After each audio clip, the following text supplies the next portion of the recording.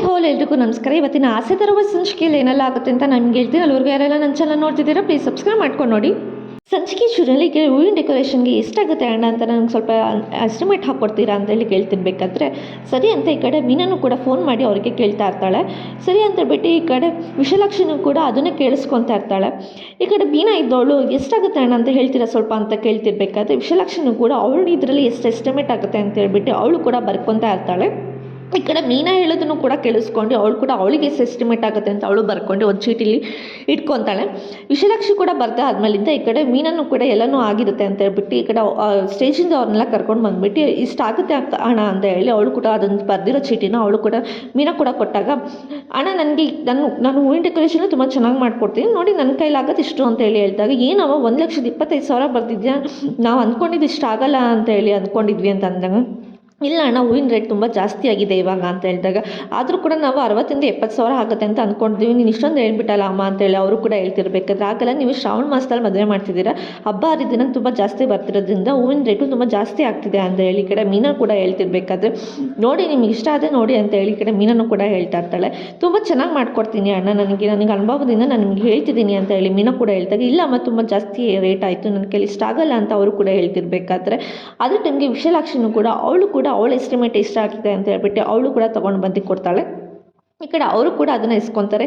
ನೀವು ನೋಡಿದ್ರೆ ಇಷ್ಟೊಂದು ಕಮ್ಮಿ ಮಾಡಿಕೊಟ್ಟಿದ್ದೀರಾ ಅಂತ ಹೇಳಿ ಕೇಳ್ತಾ ಇರಬೇಕಾದ್ರೆ, ವಿಶಾಲಾಕ್ಷಿದರು ನಮ್ಮ ಕೈಲಿ ನಾವು ಇಷ್ಟ ಮಾಡೋದನ್ನು ಅಂತ ಹೇಳಿ ಅವರು ಕೂಡ ಹೇಳ್ತಿರ್ಬೇಕಾದ್ರೆ, ಎಷ್ಟು ಕೊಟ್ಟಿರ್ತಾರೆ ಅಂತ ಹೇಳಿ ಮೀನಾ ಕೂಡ ಕೇಳ್ತಾಳೆ. ಅವರು 60,000 ಹಾಕಿದ್ದಾರೆ ಅಮ್ಮ ಬಿಲ್ಲು ಅಂತ ಹೇಳ್ತಾರೆ. ಏನು 60,000 ಹಾಕಿದ್ದಾರೆ ಅಂತ ಹೇಳ್ಬಿಟ್ಟು ಮೀನಾಗೂ ತುಂಬ ಶಾಕ್ ಆಗುತ್ತೆ. ನೀವು ಹೇಳಿರೋ ಡೆಕೋರೇಷನ್ಗೆ ಇದು 60,000 ಸಾಲಲ್ಲ ಅಂತ ಹೇಳಿ ಅವಳು ಮೀನಾ ಕೂಡ ಹೇಳ್ತಿರ್ತಾಳೆ. ಇಲ್ಲ ಅವ್ರು 60,000 ಹಾಕ್ಕೊಟ್ಟಿದ್ದಾರಲ್ಲ ಅಂತ ಕೇಳಿದಾಗ, ನೋಡಿ ನನ್ನ ಅನುಭವದಿಂದ ನಾನು ಹೇಳ್ತಿದ್ದೀನಿ 60,000 ಸಾಲಲ್ಲ ಅಂತ ಮೀನಾ ಕೂಡ ಹೇಳ್ತಿರ್ಬೇಕಾದ್ರೆ, ಅವರಿಗೆ ಮೋಸ್ಟ್ಲಿ ಅವರ ಅನುಭವ ಇರ್ಬೋದು, ಅದು ಅವ್ರು ಸರಿಯಾಗಿ ಮಾಡ್ತಾರಾ ಇಲ್ವಾ ಅನ್ನೋದು ನನಗೆ ಗೊತ್ತಿಲ್ಲ ಅಂತ ಹೇಳಿ ಈ ಕಡೆ ಮೀನಾ ಹೇಳ್ತಿರ್ಬೇಕಾದ್ರೆ, ಈ ಕಡೆ ವಿಶಾಲಾಕ್ಷಿಗೆ ತುಂಬ ಕೋಪ ಬರುತ್ತೆ. ಅವಳ ಮೇಲೆ ಕೈ ಮಾಡೋ ಅಷ್ಟು ಅವಳಿಗೆ ಕೋಪ ಬರ್ತಾ ಇರುತ್ತೆ. ಅವರ ಅನುಭವದಿಂದ ಈ ಥರ ಹೇಳ್ತಿರ್ಬೋದು, ಆದರೆ ಇಷ್ಟ ಆಗೋದಕ್ಕೆ ಚಾನ್ಸೇ ಇಲ್ಲ ಅಂತ ಮೀನಾ ಕೂಡ ಹೇಳ್ತಿರ್ಬೇಕಾದ್ರೆ, ಮೀನಂಗೆ ಹೇಳಿದ ತಕ್ಷಣ ಈ ಕಡೆ ವಿಶಾಲಾಕ್ಷಿಗೆ ತುಂಬ ಕೋಪ ಬರ್ತಿರುತ್ತೆ.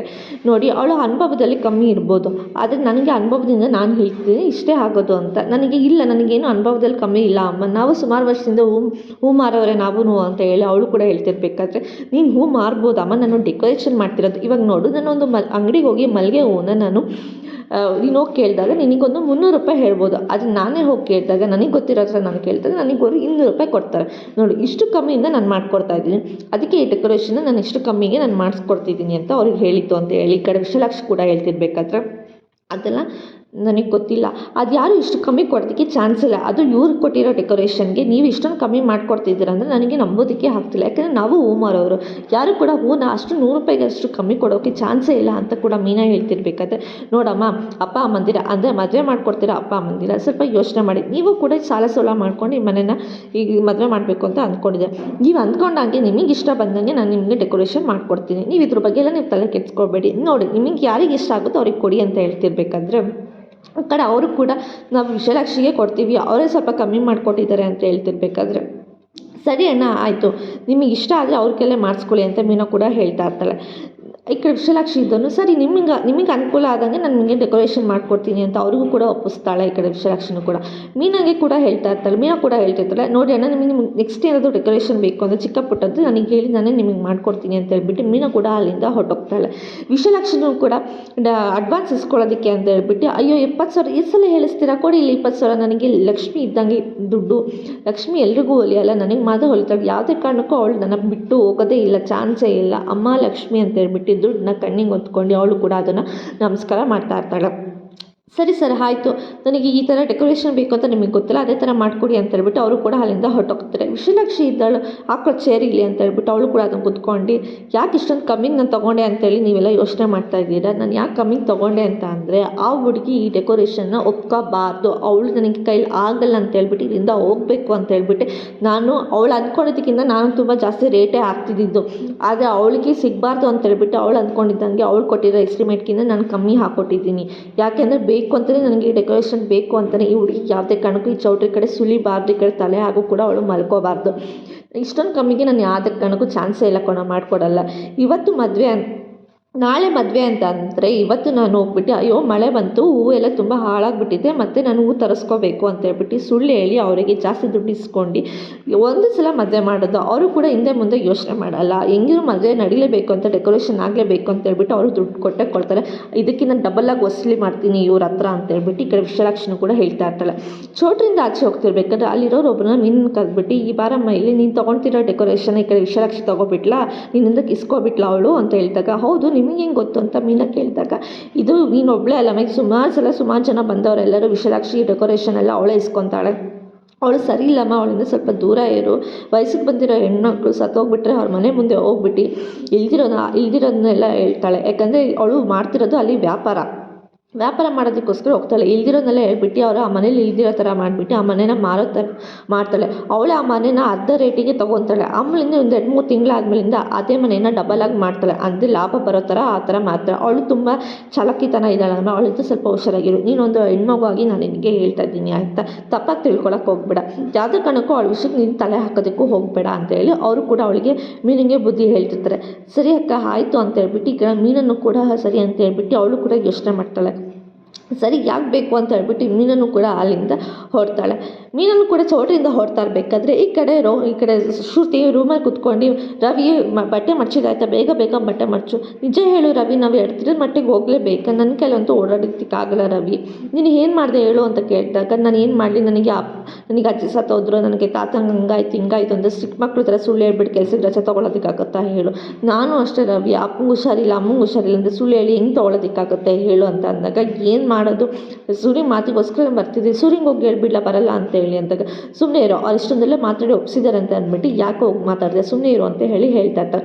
ಸರಿ ಆಯಿತು, ಇನ್ನೊಂದು ಬಟ್ಟೆ ಹೋಗ್ಬಿಟ್ಟು ತೊಗೊಂಡು ಬಾ ಮಡ್ಚಿಬಿಡು ಅಂತ ಹೇಳಿದಾಗ, ನಾನು ಮಡಚ್ಬೇಕಾ, ನನ್ನ ಕೈಲಾಗಲ್ಲ ಅಂತ ಹೇಳ್ತಿದ್ದೆ, ಇವಾಗ ನೀನು ಮಡಚಿಲ್ಲ ಅಂತ ಅಂದರೆ ನೋಡು ನಾನು ಬರೋದೇ ಇಲ್ಲ ಅಂತ ಹೇಳಿ ಅವಳು ಕಡೆ ಶ್ರುತಿ ಕೂಡ ಎದುರಿಸ್ತಾ ಇರ್ತಾಳೆ. ನೋಡು ಲವ್ ಮ್ಯಾರೇಜ್ ಹತ್ರ ಇದೊಂದು ಹಣೆ ಬರ ನನಗೆ ಅಂತ ಹೇಳ್ತಾ ಇರ್ತಾನೆ.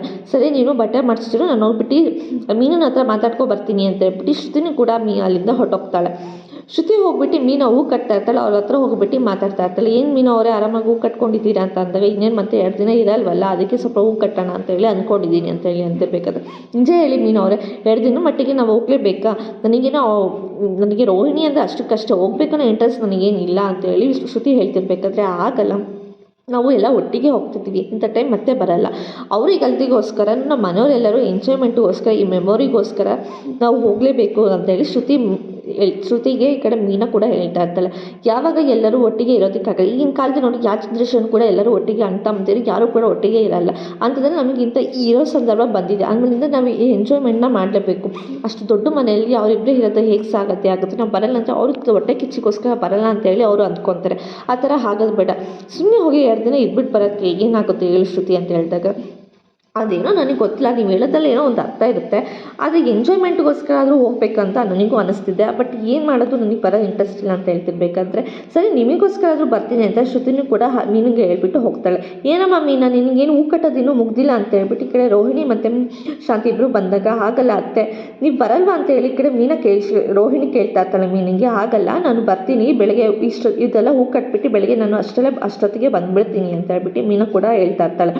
ಏನು ಮುಗಿದ್ರು ನೀನು ಹೂ ಕತೆ ಮುಗಿಯಲ್ಲ, ನಿನ್ಗೊಬ್ಳಿಗೆ ಹೂ ಕಟ್ಟೋ ಥರ ಬರುತ್ತೆ ಅನ್ನೋ ಥರ 3 ಹೊತ್ತು ಹೂ ಕಟ್ಕೊಂಡೇ ಕೂತಿರ್ತೀಯ ಅಲ್ವಾ ನೀನು, ಬಾ ರೋಹಿಣಿ ನಾಳೆ ನನಗೆ ಯಾರು ಸೀರೆ ಉಟ್ಕೋಬೇಕಂತ ನನಗೆ ಬಂದು ತೋರಿಸು ಅಂತ ಹೇಳ್ಬಿಟ್ಟು ರೋಹಿಣಿನ ಶಾಂತಿ ಅಲ್ಲಿಂದ ಕರ್ಕೊಂಡು ಹೋಗ್ತಾಳೆ. ಏನು ಅವರಿಬ್ಬರು ಬಂದೇನೋ ಮಾತಾಡೋದ್ರಲ್ಲ ಏನು ಅಂತ ಅಂದಾಗ, ಏನಿಲ್ಲ ನಾಳೆ ಬೇಗ ಎದ್ದು ರೆಡಿ ಆಗು ಅಂತ ಹೇಳ್ತಿದ್ರು ಅಂತೇಳಿ ಈ ಕಡೆ ಮೀನಾ ಕೂಡ ಹೇಳ್ತಾಳೆ. ಅವರಿಬ್ಬರಿಗೆ ಮಾಡೋ ಕೆಲಸ ಇಲ್ವಾ, ಯಾರು ಸೀರೆ ಉಟ್ಕೊಂತೀಯ, ಏನು ಮಾಡ್ತೀಯ ಬೆಳಗ್ಗೆ ಬೇಗ ಎದ್ದು ರೆಡಿ ಆಗು ಹೀಗು ಅಂತ ಹೇಳ್ತಾನೆ ಇರ್ತಾರಲ್ಲ, ನೀವು ಅದು ಹೆಂಗೆ ತಾಳ್ಮೆಯಿಂದ ಕೆಲ್ಸ್ಕೊಂತೆ, ಅದು ನಿನಗೆ ಬಿಟ್ಟಿದ್ದಮ್ಮ ಅಂತ ಸೂರ್ಯ ಕೂಡ ಹೇಳ್ತಿರ್ತಾರೆ. ಸರಿ ಆಯಿತು, ಹೂವಿನ ಡೆಕೋರೇಷನ್ಗೆ ಅಂತ ಹೇಳ್ಬಿಟ್ಟು ಹೋಗಿದ್ದಲ್ಲ, ಏನಾಯಿತು ಅಂದಾಗ, ಇಲ್ಲ ಸಿಕ್ಕಲಿಲ್ಲ ರೀ, ಅದು ಯಾರೋ ವಿಶಾಲಾಕ್ಷಿ ಅಂತೆ, ಯಾವ ಹೂವಿನ ಡೆಕೋರೇಷನ್ ಆ ಚೌಟಲ್ಲಿ ಇರೋದಕ್ಕೆ ಬಿಡಲ್ಲ, ಅವರೇ ಎಲ್ಲ ತೊಗೊತಾರೆ ಅಂತ ಹೇಳ್ತಾ ಇರ್ತಾಳೆ. ಹೌದಾ ಸರಿ ಬಿಡು, ಇಷ್ಟು ಫಸ್ಟಿಂದ ಅವರು ಬರ್ತಿದ್ದಾರೆ, ಅವ್ರಿಗೂ ಯಾಕೆ ಹೊಟ್ಟೆ ಮೇಲೆ ಕಲ್ಲಾಕದ್ ನಾವು ಅಂತ ಹೇಳಿದಾಗ, ಹಾಗಲ್ಲ ರೀ, ಅವ್ರ ಹಿಂದೆ ತುಂಬಗಳು ಚೇರಗಳು ಇರ್ತಾರೆ, ಅವ್ರ ಹಿಂದೆ ತುಂಬ ಜನ ಗ್ಯಾಂಗ್ ಇರುತ್ತೆ ಅಂತ.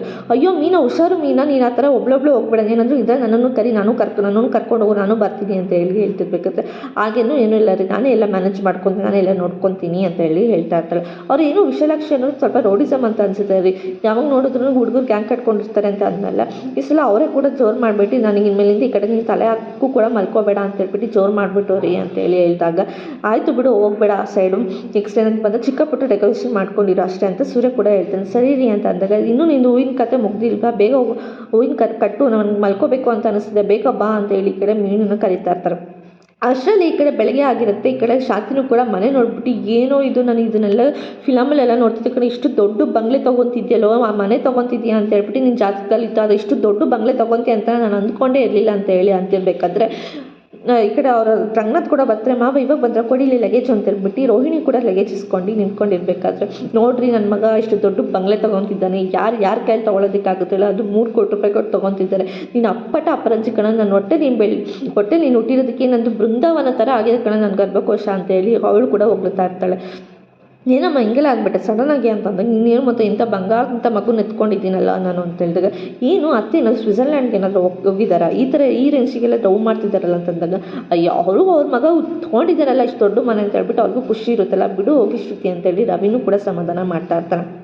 ಅಷ್ಟರಲ್ಲಿ ಈ ಕಡೆ ಓನರ್ ಕೂಡ ಬರ್ತಾ ಇರ್ತಾರೆ. ಓನರ್ ಬಂದರು ಅಪ್ಪ ಅಂತ ಹೇಳಿ ಅವನು ಕೂಡ ಹೇಳ್ತಿರ್ಬೇಕಾದ್ರೆ, ಸರಿ ಎಲ್ಲರೂ ಯಾಕೆ ಒಳಗಡೆ ಕೂತ್ಕೊಂಡು ಬಂದು ಮಾತಾಡೋಣ ಬನ್ನಿ ಎಲ್ಲರೂ ಒಳಗಡೆ ಅಂತ ಹೇಳ್ಬಿಟ್ಟು ಓನರ್ ಕೂಡ ಕರ್ಕೊಂಡು ಹೋಗ್ತಾರೆ. ಏನು ಇಷ್ಟು ದೊಡ್ಡ ಬಂಗ್ಲೆ ತೊಗೊಂಡಿದ್ಯಾ, ಅದೃಷ್ಟ ಕಣ ನಿನಗೆ, ಅದೃಷ್ಟವಂತ ನೀನು ಅಂತ ಹೇಳ್ತಿರ್ಬೇಕಾದ್ರೆ, ಹೌದು ನಿಮ್ಮಂಥ ಭಾಗ್ಯಲಕ್ಷ್ಮಿ ಥರ ಇರಬೇಕಾದ್ರೆ ಅವ್ನಿಗೆ ನೋಡಿದ್ರೆ ಅದೃಷ್ಟವಂತರ ಥರನೇ ಅಂತ ಅನ್ಸತ್ತು ಅಂತ ಹೇಳಿ ಅವನು ಕೂಡ ಈ ಕಡೆ ಓನರ್ ಕೂಡ ಹೇಳ್ತಾ ಇರ್ತಾರೆ. ನೀನು ಇದ್ರ ಬಗ್ಗೆ ಎಲ್ಲ ಯೋಚನೆ ಮಾಡಬೇಡಮ್ಮ, ಇದನ್ನೆಲ್ಲ ನಾನು ತೊಗೊತೀನಿ ಅಂತ ಹೇಳಿದಾಗ, ನಮಗೆ ತಾನೇ ಅಂತ ಹೇಳಿ ಅವಳು ಕೂಡ ಹೇಳ್ತಾರೆ, ನಮಗೆ ಎಲ್ಲ ನನಗೆ ಅಷ್ಟೇ ಇದು ಅಂತ ಹೇಳಿ ಅವನು ಕೂಡ ಈ ಕಡೆ ಮನಸ್ಸು ಕೂಡ ಹೇಳ್ತಿರ್ತಾನೆ, ಇದು ನನ್ನ ಮನೆ ಅಂತ ಹೇಳಿ ಅವನು ಅಂದಾಗ ಈ ಕಡೆ ರಂಗನಾಥ್ಗೆ ಎಲ್ಲೋ ಒಂಥರ ಕೋಪ ಬರ್ತಾ ಇರುತ್ತೆ. ಈ ಕಡೆ ಓನರು ಕೂಡ ನಿಮ್ಮಂಥ ಅದೃಷ್ಟ ಲಕ್ಷ್ಮಿ ಇರ್ಬೇಕಾದ್ರೆ ಅವ್ರಿಗೆ ಯಾಕೆ ಈ ಥರ ಹೇಳ್ತಿದ್ದಾರೆ ಅಂತಂದರೆ ನೀವು ಅರ್ಥ ಮಾಡ್ಕೊಳ್ಳಿ, ಇನ್ನೂ ಕೋಟಿ ಸಂಪಾದನೆ ಮಾಡಿ ದೊಡ್ಡ ಇಂಡಸ್ಟ್ರಿ ಕಟ್ತಾರೆ, ದೊಡ್ಡ ಮನೆ ತೊಗೊತಾರೆ, ನೋಡಿ ಇದಕ್ಕಿಂತ ಡಬಲ್ ಆಗಿ ಮನೆ ತೊಗೊತಾರೆ ಅಂತ ಹೇಳಿ ಓನರ್ ಕೂಡ ಹೇಳ್ತಿರ್ತಾರೆ. ಸರಿ ಆಯಿತು, ಕ್ಯಾಶ್ ತಂದಿದ್ದೀರಲ್ಲ, ನಾನು ಅಗ್ರಿಮೆಂಟ್ ಎಲ್ಲ ತೊಗೊಂಡು ಬಂದಿದ್ದೀನಿ, ನೆಕ್ಸ್ಟ್ ಇನ್ನು 6 ತಿಂಗಳು ಬಿಟ್ಟು ಫುಲ್ ಸೆಟಲ್ಮೆಂಟ್ ಮಾಡಿಬಿಡಿ ಅಂತ ಹೇಳಿ ಹೇಳಿದಾಗ, ಸರಿ ಆಯಿತು ಸರ್ ಅಂತ ಹೇಳಿ ಹೇಳ್ತಾ ಇರ್ತಾರೆ. ಬನಂಜು ನೀನು ಇದ್ರ ಬಗ್ಗೆ ಏನೂ ಯೋಚನೆ ಮಾಡಬೇಡ ಕಣ, ನೀನು ಮುಟ್ಟಿದ್ದೆಲ್ಲ ಚಿನ್ನ ಆಗ್ತಿರುತ್ತೆ ಇನ್ನು ಮುಂದೆ ಎಲ್ಲ, ನನಗೆ ಒಬ್ಬರು ಜೊತೆ ಹೇಳಿದ್ರು ನಿನ್ನ ಮಗ ಒಂದು ಒಳ್ಳೆ ಹೊಸ ಮನೆ ತೊಗೊತಾರೆ ಅಂತ, ಅದು ಇಷ್ಟೊಂದು ದೊಡ್ಡ ಬಾಗಿಲು ತೊಗೊಂಡೇನೆ ನಾನು ಅಂದ್ಕೊಂಡೇ ಇರಲಿಲ್ಲ ಮನೋಜ, ನೀನು ಒಟ್ಟಿದ್ದೆಲ್ಲ ಚಿನ್ನ ಆಗುತ್ತೆ ಕಣ, ಹೋಗು ಅಂತ ಹೇಳಿ ಸೈನ್ ಮಾಡು ಅಂತ ಹೇಳಿ ಕಳಿಸ್ತಾ ಇರ್ತಾಳೆ. ಈ ಕಡೆ ಶಾಂತಿನೂ ಕೂಡ, ಅಪ್ಪ ಏನು ಮಾಡಿ ಸೈನ್ ಮಾಡಲ ಅಂತ ಕೇಳಿದಾಗ, ಒಳ್ಳೇದೇ ಆಗುತ್ತೆ, ಒಳ್ಳೇದು ಮಾಡಬೇಕು ಅಂತ ಅಂದ್ಕೊಂಡಿದ್ದೆ, ಸೈನ್ ಮಾಡು ಅಂತ ಹೇಳಿ ಈ ಕಡೆ ರಂಗನಾಥ್ ಕೂಡ ಅಂದಾಗ, ಸರಿ ಅಂತ ಹೇಳ್ಬಿಟ್ಟು ಫೈಲ್ ಇಸ್ಕೊಂಡು ಈ ಕಡೆ ಮನೋಜು ಮತ್ತು ರೋಹಿಣಿ ಇಬ್ಬರು ಕೂಡ ಸೈನ್ ಮಾಡ್ತಾರೆ. ಈ ಕಡೆ ಇಬ್ಬರು ರಂಗನಾಥ್ ಮತ್ತು ಶಾಂತಿ ಇಬ್ಬರು ಕೂಡ ಖುಷಿ ಪಡ್ತಾ ಇರ್ತಾರೆ. ಎಲ್ಲರೂ ಕೂಡ ಸೈನ್ ಮಾಡಿದ್ಮೇಲಿಂದನೂ ರೋಹಿಣಿ ಕೂಡ ಸರಿ ಆಯಿತು ಸೈನ್ ಮಾಡಿದ್ದಾಯಿತು ಅಂತ ಹೇಳಿ ಕ್ಯಾಶ್ ಕೊಡಿ ಅಂತ ಅವರು ಕೂಡ ಕೇಳ್ತಾರೆ. ಸರಿ ಅಂತ ಹೇಳ್ಬಿಟ್ಟು ಈ ಕಡೆ ಓನರ್ ಇದ್ದರೆ ನೀವು ಸೈನ್ ಮಾಡಿ ಅಂತ ಹೇಳಿ ಮನೋಜು ಕೊಟ್ಟಾಗ, ಮನೋಜು ಈ ಕಡೆ ಓನರು ಕೂಡ ಎಲ್ಲರೂ ಡಾಕ್ಯುಮೆಂಟ್ ಎಲ್ಲರೂ ಸೈನ್ ಮಾಡ್ತಾರೆ. ಇಬ್ಬರು ಗಂಡ ಹೆಂಡತಿ ಇಬ್ಬರು ಕೂಡ ಸೈನ್ ಮಾಡ್ತಾರೆ. ಓನರು ಕೂಡ ಕ್ಯಾಶ್ ಇಸ್ಕೊತಾರೆ. ದುಡ್ಡನ್ನೆಲ್ಲ ನೋಡ್ಬಿಟ್ಟು ಅವರು ತುಂಬ ಖುಷಿಪಟ್ಟು ಅವರು ಕೂಡ ಕಣ್ಣು ತುಂಬ ತುಂಬ್ಕೊತಿರ್ತಾರೆ. 6 ತಿಂಗಳ ಆಮೇಲೆ ನಂಗೆ ಫುಲ್ಲು ಕ್ಯಾಶ್ ಕೊಟ್ಬಿಡಿ ಅಂತ ಅಂದಾಗ ಶ್ರುತಿ ಇದ್ದವಳು, ಅಲ್ಲ ನೀವು ಕ್ಯಾಶ್ ಕೊಟ್ಟರೆ ನಿಮ್ಗೆ ಪ್ರಾಬ್ಲಮ್ ಆಗಲ್ವ ಅಂತ ಹೇಳ್ತಿರ್ಬೇಕಾದ್ರೆ, ಅಮ್ಮ ತಾಯಿ ಶ್ರುತಿ ಸುಮ್ಮನೆ ಇರು, ಬಾಯಿ ಒಂದೊಂದಕ್ಕೂ ಅಡ್ಡ ಹಾಕ್ಬೇಡ, ಸುಮ್ಮನೆ ಇರೋ, ಅವ್ರು ಇಷ್ಟ ಅವ್ರು ಏನಾದರೂ ಮಾಡ್ಕೊತಾರೆ, ನೀನು ಅದ್ರ ಬಗ್ಗೆ ಯೋಚನೆ ಮಾಡಬೇಡ ಮನೋಜ, ನೀನು ಆರಾಮಾಗಿ ಕ್ಯಾಶೇ ಕೊಡು ಅಂತ ಹೇಳಿ ಹೇಳ್ತಿರ್ಬೇಕಾದ್ರೆ, ಸರಿ ಆಯಿತು ಅಗ್ರಿಮೆಂಟ್ ಎಲ್ಲ ಕೀ ಎಲ್ಲ ನಿಮ್ಮ ಹತ್ರನೇ ಇರಲಿ, ನೀವೇ ತೊಗೊಳ್ಳಿ ಅಂತೇಳಿ ನಾನು ಕ್ಯಾಶ್ ತೊಗೊಳ್ತೀನಿ ಅಂತ ಹೇಳ್ಬಿಟ್ಟು, ಸರಿ ನಾನು ಇಲ್ಲಿಂದ ಹೊರಡ್ತೀನಿ, ಇನ್ನೊಂದು 6 ತಿಂಗಳಾದ್ಮೇಲಿಂದ ನಾನು ಇಲ್ಲಿಗೆ ಬರ್ತೀನಿ ಅಂತ ಹೇಳ್ಬಿಟ್ಟು ಈ ಕಡೆ ಓನರ್ ಕೂಡ ಹೇಳ್ತಾರೆ. ಓನರು ಕೂಡ ಅರ್ಜೆಂಟಲ್ಲಿ ಇರ್ತಾರೆ, ಅವರು ಕೂಡ ಸರಿ ಆಯಿತು ಅಂತ ಅಲ್ಲಿಂದ ಹೊರಟ್ಮೇಲಿಂದ ಈ ಕಡೆ ಮನೋಜ್ ಆ ಫೈಲ್ನ ಮತ್ತು ಅಗ್ರಿಮೆಂಟ್ ಪೇಪರ್ನ ಕೀನೆಲ್ಲ ಅವ್ರ ಅಪ್ಪನ ಕೈಯಲ್ಲಿ ಕೊಟ್ಬಿಟ್ಟು ಆಶೀರ್ವಾದ ತೊಗೊತಾ ಇರ್ತಾರೆ. ಈ ಕಡೆ ಶಾಂತಿಗೆ ತುಂಬ ಖುಷಿ ಆಗ್ತಿರುತ್ತೆ ಮನುಷ್ಯನ ತಪ್ಕೊಂಡು. ಅಷ್ಟರಲ್ಲಿ ಈ ಕಡೆ ಸೂರ್ಯ ಮತ್ತು ಮೀನು ಇಬ್ಬರು ಕೂಡ ಕಾರಲ್ಲಿ ಬರ್ತಾ ಇರಬೇಕಾದ್ರೆ ಈ ಕಡೆ ಓನರು ಕೂಡ ದುಡ್ಡು ತೊಗೊಂಡಿದ್ದು ಖುಷಿಲಿ ಪಾಪ ಅರ್ಜೆಂಟಲ್ಲಿ ಅಂತ ಹೇಳ್ಬಿಟ್ಟು ಹೋಗ್ತಿರ್ಬೇಕಾದ್ರೆ ಇಬ್ಬರು ಕೂಡ ಮುಖಾಮುಖಿ ಹಾಕ್ತಾರೆ. ಏನು ಇಷ್ಟೊಂದು ರಾಶಿ ಗಾಡಿ ಓಡಿಸ್ಕೊ ಬರ್ತಿದೆ ಅಂತ ಓನರು ಡ್ರೈವರು ತುಂಬ ಜಗಳ ಆಡ್ತಿರ್ತಾರೆ. ಏನು ಅಂತ ಹೇಳ್ಬಿಟ್ಟು ಈ ಕಡೆ ಓನರ್ ಕೂಡ ಬಿಡ್ಸೋಕ್ಕೆ ಅಂತ ಹೇಳಿ ಹೋಗ್ತಾ ಇರ್ತಾರೆ. ಅದೇ ಟೈಮ್ ಈ ಕಡೆ ಮನೋಜಿಂದ ಇವ್ನು ಯಾವಾಗ ನೋಡಿದ್ರೆ ಜಗಳ ಆಡ್ತಾನೆ ಇರ್ತಾನಪ್ಪ, ಇವ್ನಿಗೂ ಒಂದು ಸ್ವಲ್ಪ ಸುಮ್ಮನೆ ಸೈಲೆಂಟಾಗಿ ಇರೋದಕ್ಕಾಗಲ್ಲ, ಓನರ್ ಹತ್ರ ಹೋಗಿ ಜಗಳ ಆಡಿದ್ರೆ ಅವ್ರು ಏನು ಅಂದ್ಕೋಬೇಕು ಹೇಳು ನಮ್ಮ ಫ್ಯಾಮಿಲಿ ಬಗ್ಗೆ ಅಂತ ಹೇಳಿದಾಗ, ಯಾರು ಓನರು ಅಂತ ಕೇಳಿದಾಗ ಅಲ್ಲಿ ಇವಾಗ ಹೋದ್ರಲ್ಲ ಅವರೇ ಆ ಓನರು ಅಂತ ಹೇಳ್ತಾರೆ. ಅವ್ರು ಓನರ ಒಳ್ಳೆ ಟಿ ವಿಲಿ ಕಾರ್ಟೂನ್ ಥರ ಸೈಡ್ ಆ್ಯಕ್ಟಿಂಗ್ ಮಾಡ್ತಾರೆ ನೋಡು ಅಂಥವ್ರ ಥರ ಇದ್ದಾರೆ. ಅವ್ರು ನೋಡಿದ್ರೆ ನನಗೆ ಯಾಕೋ ಡೌಟ್ ಬರ್ತಿದೆ ಕಣ, ಅವ್ರನ್ನ ಇನ್ನೊಂದ್ಸಲ ಕರೆದ್ಬಿಟ್ಟು ಕುತ್ಕೊಂಡು ಮಾತಾಡೋಣ ತಡಿ ಅಂತೇಳಿ ಸೂರ್ಯ ಕೂಡ ಹೇಳ್ತಾ ಇರ್ತಾನೆ. ಏನು ಬೇಡ ನೀನು ಸುಮ್ಮನೆ ಇರು ಅಂತೇಳಿ ಮನೋಜು ಕೂಡ ಹೇಳ್ತಾ ಇರ್ತಾನೆ. ನನಗೆ ಯಾಕೋ ಅವ್ರ ಮೇಲೆ ಡೌಟ್ ಬರ್ತಿದೆ ಕಣ, ಅವ್ರು ಓನರ್ ಅಲ್ಲ ಅಂತ ನನಗೆ ಅನಿಸ್ತಿದೆ ಅಂತ ಸೂರ್ಯ ಕೂಡ ಹೇಳ್ತಾ ಇರ್ತಾನೆ. ಇವತ್ತಿನ ಸಂಚಿಕೆಯಲ್ಲಿ ಮುಕ್ತಾಯಿತು, ನಾಳಿನ ಸಂಚಿಕೆಯಲ್ಲಿ ಏನಾಯಿತು ಅಂತ ಹೇಳ್ತಿದ್ರೆ ಅವರೆಗೂ take care, bye bye, thanks for watching.